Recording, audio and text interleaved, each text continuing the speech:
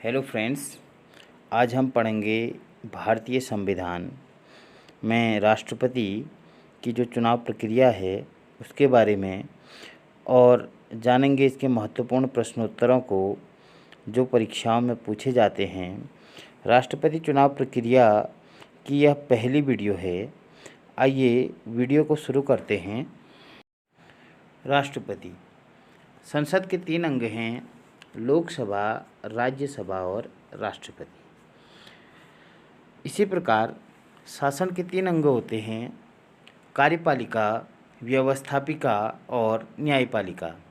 राष्ट्रपति कार्यपालिका का संवैधानिक प्रधान होता है। कोई भी व्यक्ति यदि निम्न योग्यताएं रखता है तो वह भारत का राष्ट्रपति बन सकता है।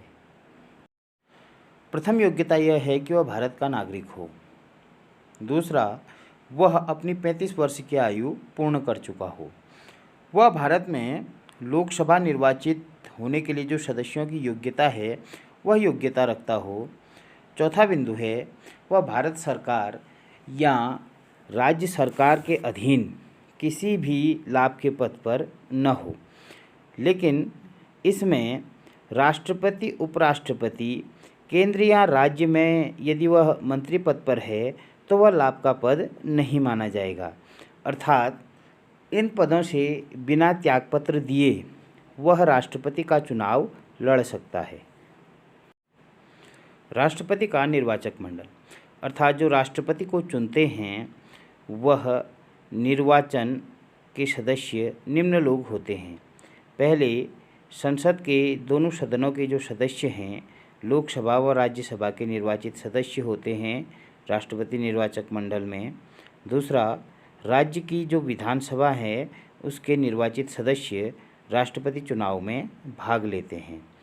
राष्ट्रपति चुनाव में राष्ट्रपति या राज्यपाल द्वारा जो मनोनीत सदस्य होते हैं लोकसभा, राज्यसभा और विधानसभाओं में, वह राष्ट्रपति चुनाव में भाग नहीं लेते हैं।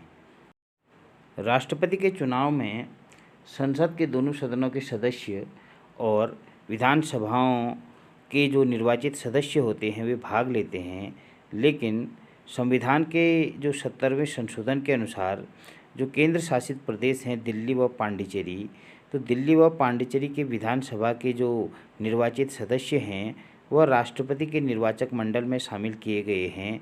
यह भी राष्ट्रपति चुनाव में भाग लेते हैं।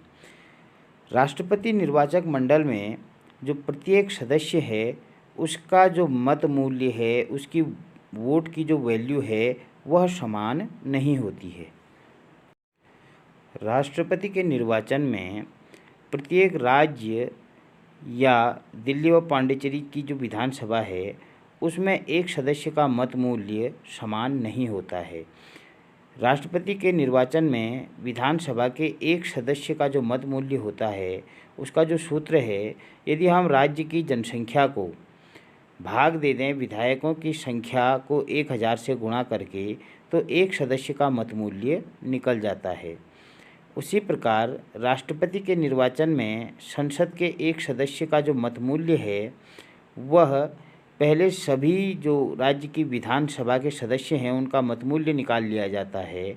उसको संसद के जो निर्वाचित सदस्यों की संख्या से भाग देकर संसद के एक सदस्य का मत मूल्य निकलता है।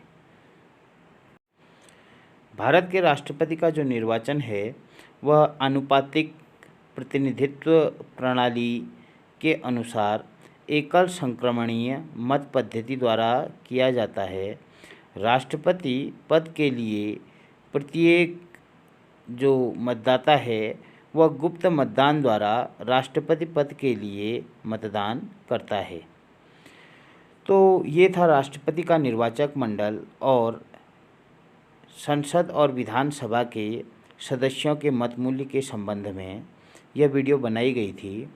आगामी वीडियो में हम जानेंगे कि राष्ट्रपति चुने कैसे जाते हैं और जो एकल संक्रमणी मत पद्धति है उसका प्रयोग इस प्रणाली में किस प्रकार किया जाता है। चैनल को सब्सक्राइब करें। वीडियो देखने के लिए आप सभी का धन्यवाद।